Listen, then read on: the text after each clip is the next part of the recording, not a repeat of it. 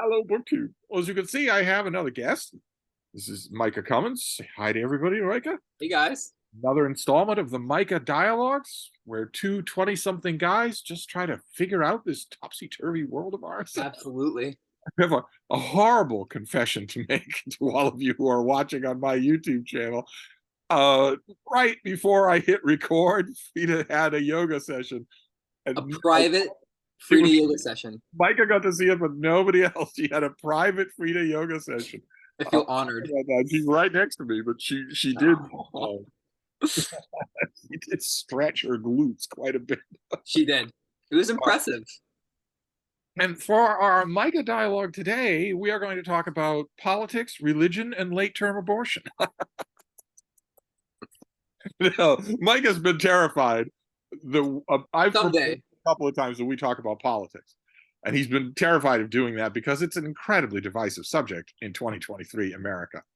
And I don't exactly have neutral opinions on the subject. I firmly believe that we could have a political discussion, and a political discussion with someone who just turned 20 in America about politics. You're It's looking coming. at this whole thing. You came to your political and social maturity in a nut house, in an absolute insane asylum. No other generation has had that happen. No. But it's coming. That conversation is coming. I'll keep working on it. I feel certain. I mean, all of the people who are watching my channel already know my political opinions on a whole bunch of subjects. I would be mainly wanting to know how weird it is to be 20 in this political world. Absolutely. We could bring, I mean, I was writing political op-ed pieces literally before your parents were born. So yes. it would be a nice little spectrum to work on. But absolutely, a more bookish topic to talk about today, which will set your heart at ease. And that is, it's a subject that's directly behind Micah in this video, but it's a subject that affects everybody. And that is building a physical library. Yes. You and I have talked about an e-library and how wonderful that is, to just put your stuff on a device where you don't have to worry about shelf space. You don't have to worry about rotating books and dusting them out or silver worms or anything like that. But in a physical library, still a thing you do, still a thing that I do. I imagine everybody watching does that as well. I agree. You're not on Instagram, wisely. But Mark Richardson, for instance, just posted a picture. He was out driving around in the big red truck and found a big bookcase. Guess what's going to go on that bookcase? More books. Absolutely. Everybody. Our life force. Yeah, everybody experiences that. Periodically in every BookTube channel, someone will say, I really need another bookcase, or I don't know where I'm going to put these books, or whatever. Absolutely. I think Aaron Facer just posted a video on his channel of building a new bookcase, and I think Annabella has a new bookcase in her library. It happens quite frequently. Yes. Yeah, Aaron Facer had a video about building a new bookcase, and when he showed the box, and then when he opened it and did one of those time-lapse videos building the bookcase, it turned out to be some sort of communist bookcase. The end result looked like a tree. It's supposed to be square with shelves on it. Instead, it was this weird. The ones that stack upwards. It's artistic.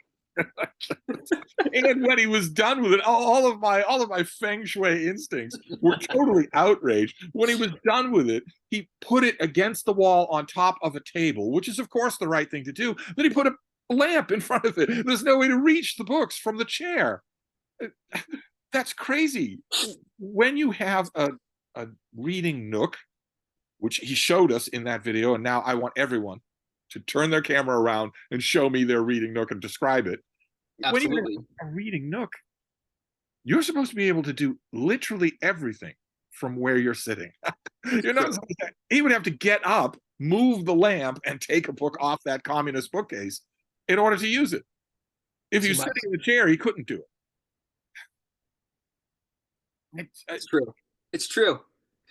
It's true. I remember when I sent you the picture of my new small bookcases, and there was a gap in the middle. We had to fix the gap. I was outraged. I didn't realize how wrong I was. My feng shui instincts are very easily outraged. It doesn't take much. But like, for instance, the custom-made bookcases behind you. Yes. signature bookcase of your channel. When you are in your own reading nook, is your reading nook mostly in bed? Just reading on the bed?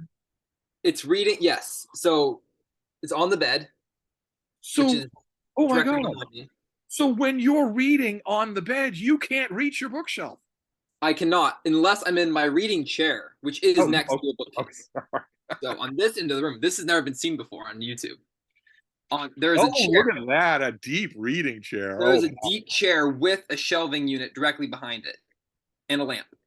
So when I'm sitting on that chair, that is the bookcase where my physical TBR resides. So that when I need a new book, I have it right at my fingertips. So I can finish a book, bring it over here, and then select a new one from the case next to my chair and continue on reading. I like to be able to do absolutely everything from the fainting couch. Sometimes I even go to the bathroom here.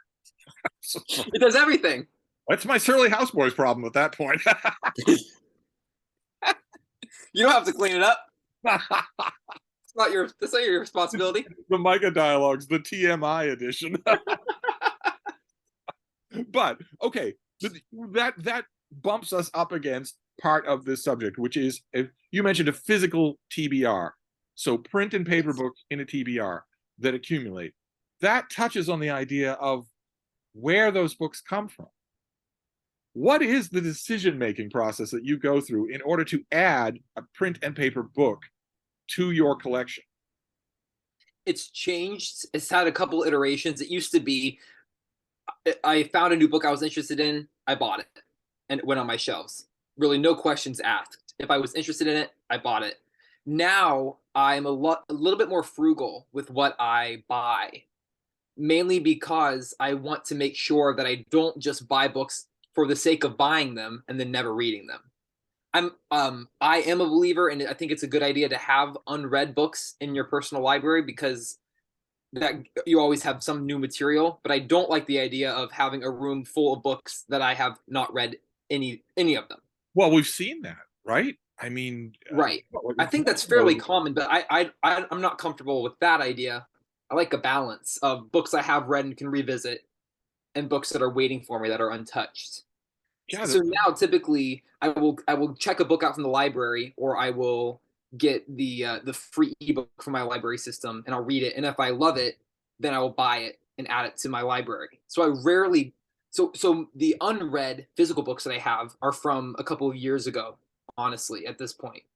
Anytime I bring in a new book, typically I've already read it, or I read a portion of it from the library, and then I finish reading it in my own copy that I've purchased. Or unless a sexy influencer sends one to you. It's very true. That could also happen. Which happens upon occasion. But so in your case, what you're describing is that most of the print and paper books that you buy, you are buying on the assumption that you will reread them down the line. Yes. So most of your actual physical book purchases are rereads. Yes, that's a good way to put it. I like to stock my bets that this will be a book that I will read more than once, and that I will want to reference. I will want to go back to it. So I need the physical. How hard was that shift? Once upon a time, you were like, I imagine 90% of the people watching this video, where if Ollie holds up a book and you think, oh, that looks good, you immediately buy a copy. And yes. it's on its way in the mail. There's yes. a certain kind of addiction in that there attitude. Is. And I realized that I was sort of falling into a bit of that sort of addiction, that dopamine rush of buying a new book, of receiving a new book, of putting up a new book on my shelf, which is a totally different sort of rush than the rush that you get from actually reading. It's two totally different things, accumulating a book and reading a book. And I was falling into this accumulation fever where I just wanted to buy books. I wanted to add books. I wanted more and more books. And my reading was actually dropping. The actual percentage of the books I was reading versus the books I was intaking was becoming drastically separated. And so I pulled it back down now, where I read more than I bring in, which I think is for me is a better place to land. Of sort of my reading volume is greater than my accumulation volume. So it's obviously not a hard and fast rule. No, Obviously, there is still some speculative buying. there is. Not all just books that you've already examined and know you Right. want. The speculative buying has dropped off significantly, but it still exists. Um, Particularly if I am reading a book that references another book, might be a blind purchase. If I find a book in the notes of a biography that sounds interesting, that might be a blind purchase. But it's dropped off less of watching BookTube and seeing a book and immediately buying it, with no other reason than that I just saw the cover of it and now I must also have that book, if that makes So sense. there's a lot more to the sight unseen books, the blind buying.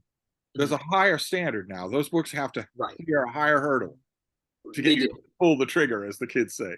Yes, exactly. If it's mentioned in a book that I'm currently reading, or obviously still there are cases where I will hear of a book or see a book on BookTube and then buy it, but it has to be for a deeper, more connected reason to my current reading than just the fact that I've been brought to the attention of a new book that I didn't know of before.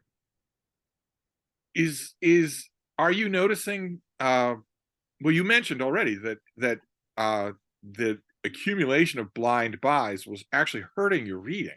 Yes, Uh, have you also noticed that the number of purchases has must have obviously gone way down, right? absolutely, It's a far way down. smaller number of new, like for instance, in 2023, you will intake far fewer books, physical printed books, Yes, than you did in 2022. absolutely.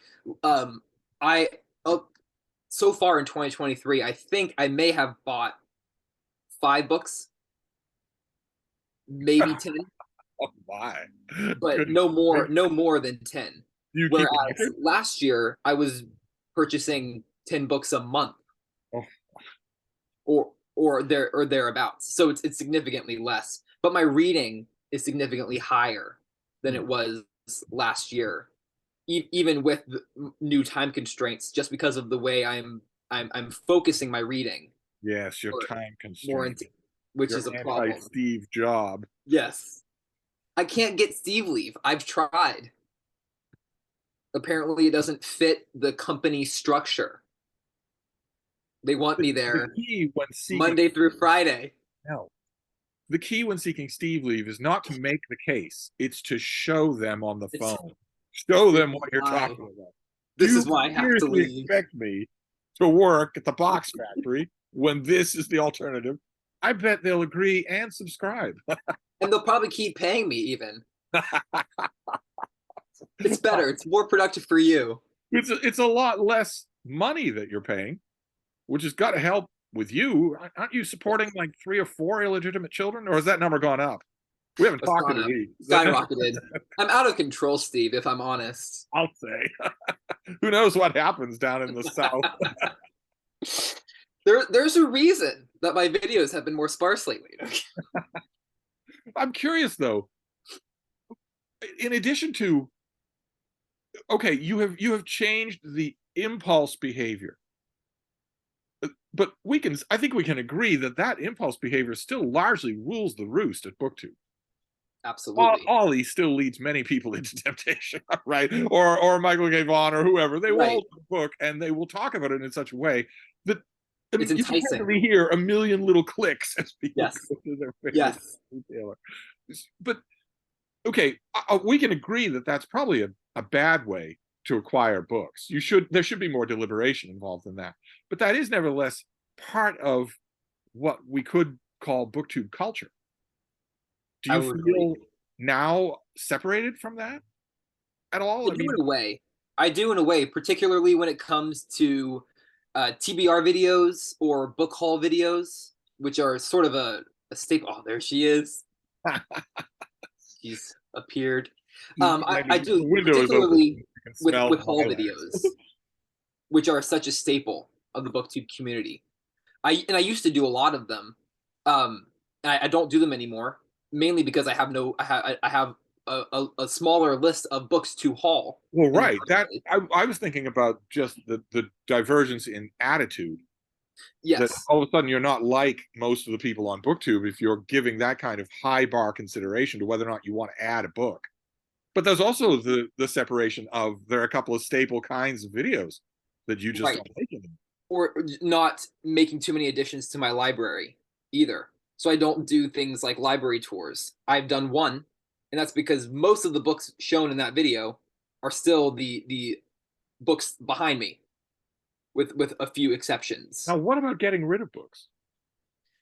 I have Have not we? done a lot of parsing of my library, and probably I could stand to do some, particularly from the last couple of years of large Well, amounts of impulse a lot buying. of those impulse buys probably are Right. not things that. Of sort of a purchase made sort of on a dopamine high, just wanting that rush of buying something, and then really not completely aware of what I purchased, or knowing enough from a video or enough from an article review or something, but then getting the book and then it leaving my mind almost instantly.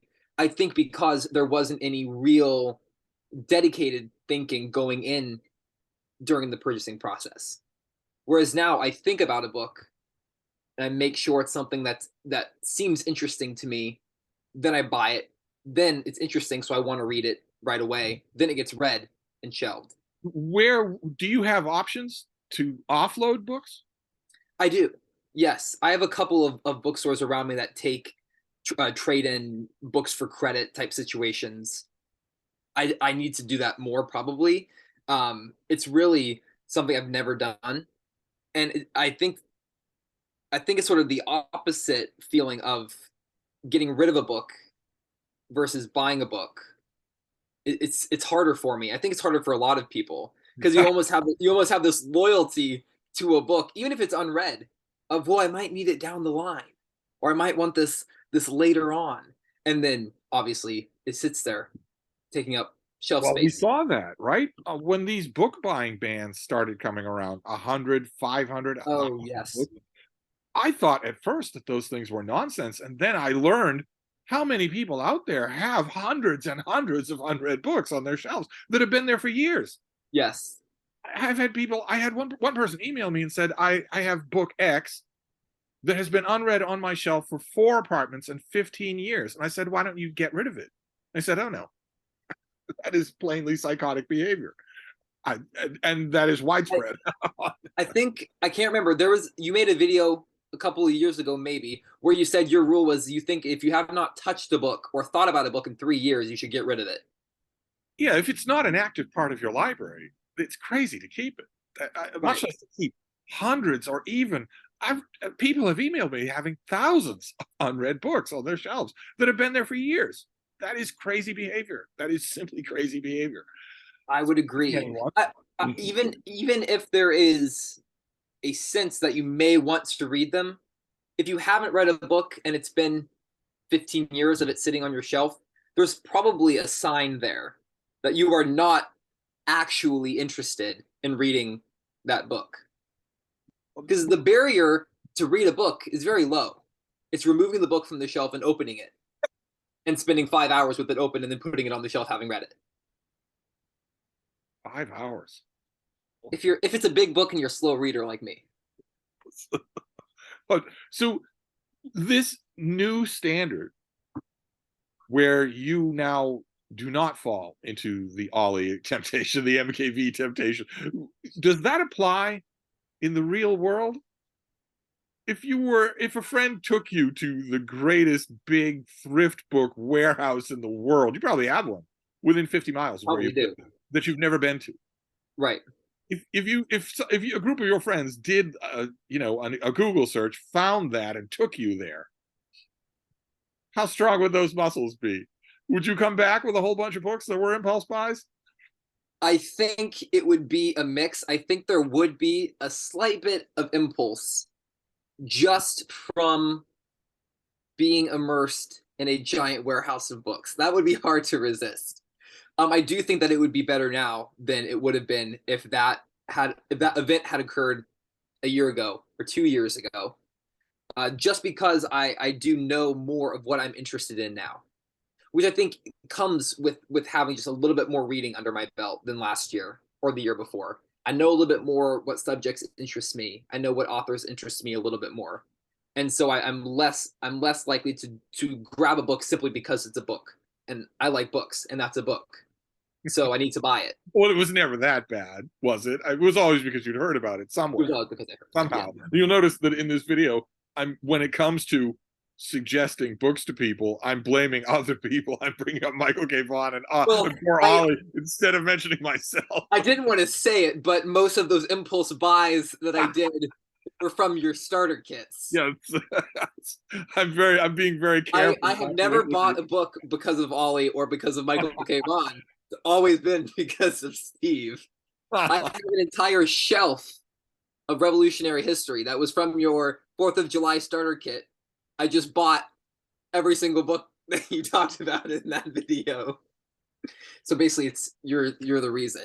Well, but those are good recommendations. When you get to them, you'll be happy. Right. And I have read them, and I will be rereading them at some point in the future. So I can't really call it an impulse because it worked out. I always tell myself that I have, I love e-reading. I have tons and tons of things to read. E-reading, of course, opens you up to avenues of just dozens and hundreds of free books. Absolutely. I always tell myself that, and then I end up in the basement of a church with a priest telling me, "There's a wall of books. Take as many as you want."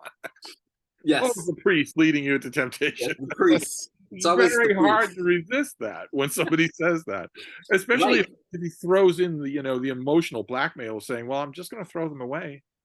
Right. Oh, I don't want to do that. Well, and you are in a very interesting position that I will go ahead and say no one else on BookTube is in. I think I can say that, which is anytime you bring a book into Hyde Cottage, you have read it. Usually, your hauls from the Brattle are more revisiting old books that you have even owned at one point. Yeah, sometimes even I turn and find my own mark on the book. Right, exactly, and that has to change. That has to change the way that you bring in new books versus everyone else on BookTube who brings in a book and it's a new book to them. It's a new experience. Yeah, it's mostly new releases that are new books to me, and those don't have any of the psychic pain because there's no money involved. Right. And there's also not much in the way of storage issues because it's a wave coming in and going out. A year's worth of new releases in the American book market, I will see a lot of those, but I won't want to keep a lot of those. Right. I mean, well, you're familiar with what I'm talking about myself, right? I mean, in the course of a year in the American book market, you will get probably 50 mainstream titles on the American Civil War or on elephants or something like that, but you already know what they'll be like. Right. 45 at least of those books will be, hey guys, little boxes, funny faces, cartoon emojis, and whatnot. They won't be worth keeping. They'll be out there nominally on that subject, but they won't be worth keeping. Right. It's a very small number. For instance, the books from 2022 are one shelf. Wow. On one bookcase. The ones I kept from 2022 are one shelf. Interesting. Right now, the books from 2023 are 3 bookcases. But that's only because that is going to compress. Right. What's a good example? A month ago, I got a book called The Year of the Comet. Okay.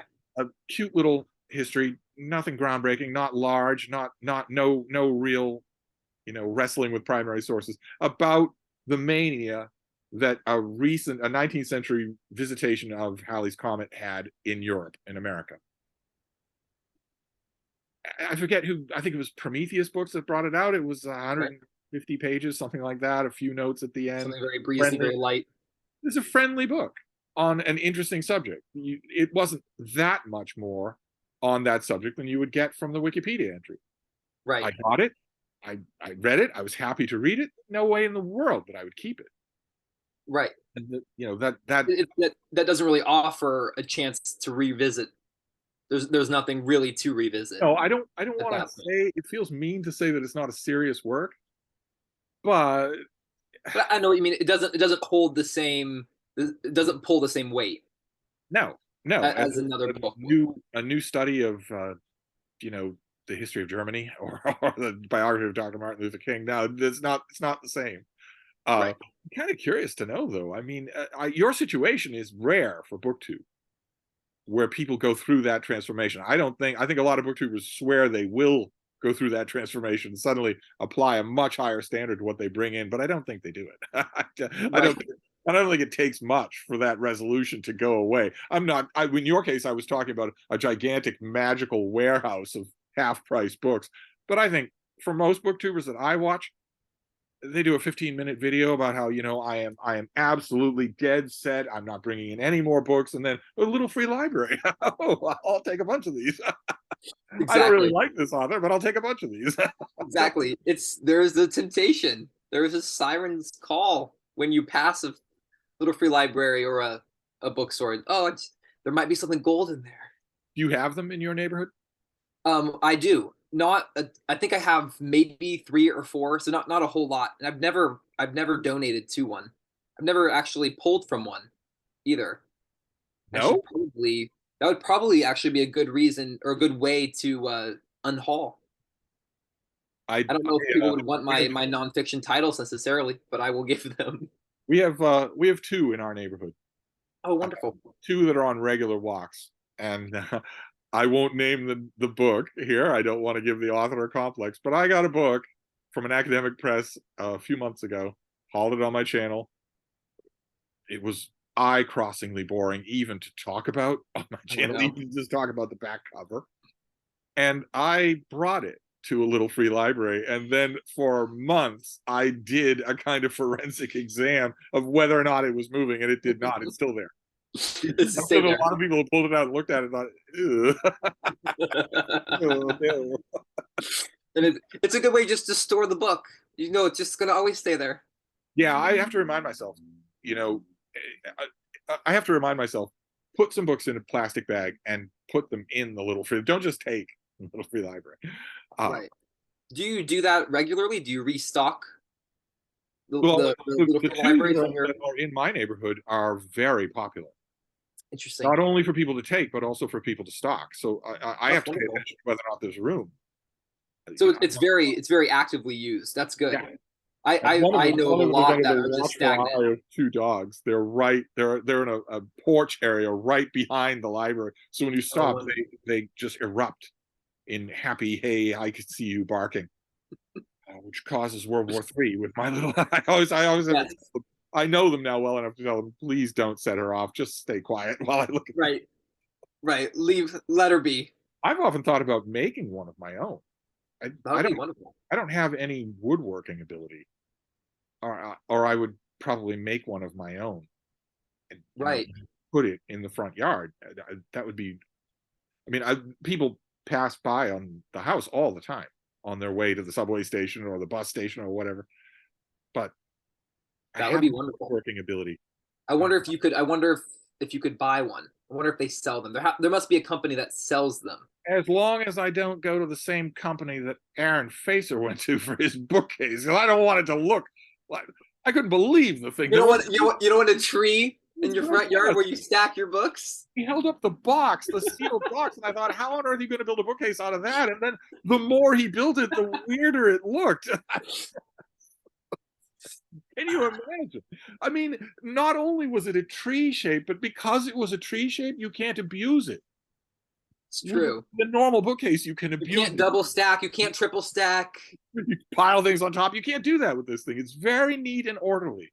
It's too clean. Yeah, it's Swiss. But Got to be careful with that Swiss stuff. you don't. You're the famous Micah shelves behind you don't admit to double stacking. They seem to be. They You actually they they were actually do. They actually do. So they are very deep. They are actually 18 inches deep. oh, good lord. Oh, They're you very very deep.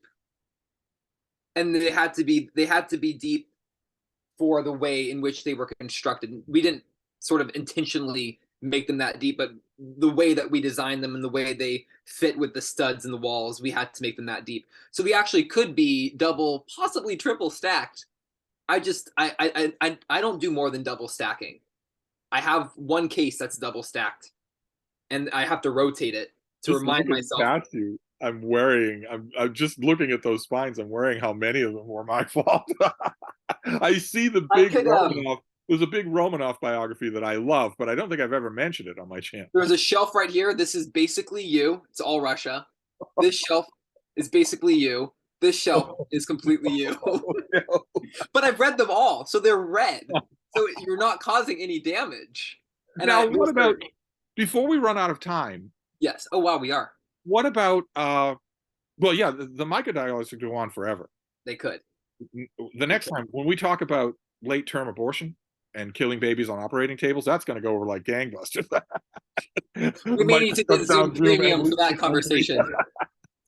No, the final thing that when it comes to building a library that I want to return to is what effect, if any, this has on your ebook library. Do you download lots of books from like Project Gutenberg? I do. Yes, I love using Project Gutenberg.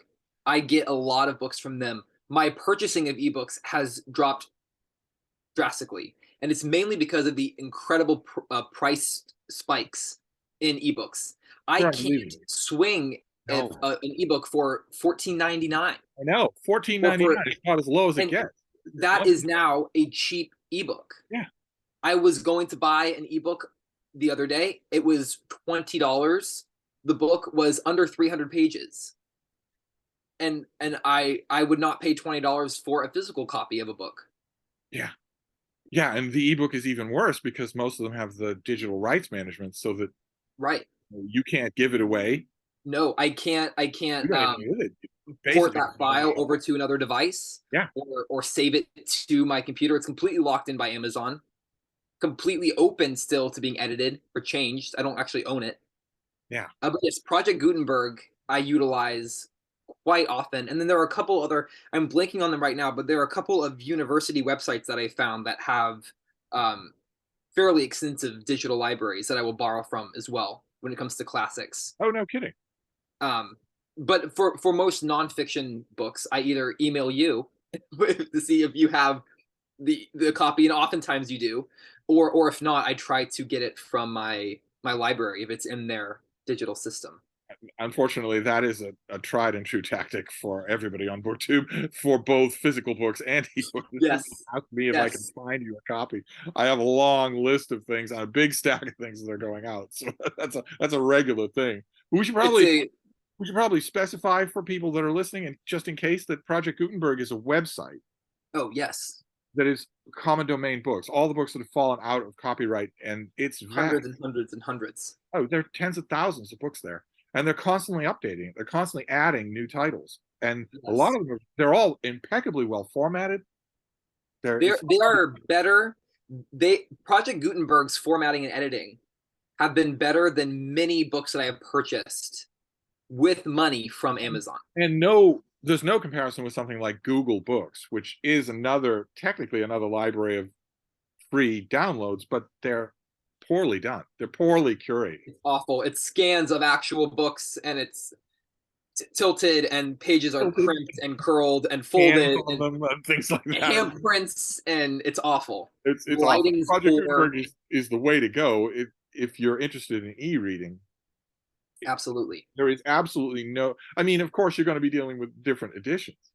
But when it comes to, for instance, a classic in English, so anything from Tom Jones to all of Dickens or Trollope, there's absolutely, if you're fine with e-reading, there's absolutely no reason to spend money on those unless you care about the particular edition. They're all at Project Gutenberg, cleanly and neatly organized for files that are yours. There's no digital rights management. Yes, and it's completely free. Completely.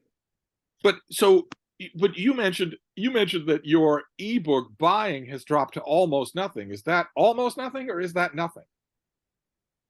I don't want to say it's almost nothing because I purchased an ebook 2 days ago, but it was on sale for $2. Okay. And I thought, well, this book is usually $15, so I would be insane not to go ahead and buy it because I'm interested in reading it. And it's one that I read. It's We the Drowned by Carson Jensen, which I made a video of this morning. Oh, did you really? Oh, my. Yes. Yeah, so for something like that, I knew I was going to read the book. It was on sale. I bought it. But that was the first ebook that I Terrific. bought in months.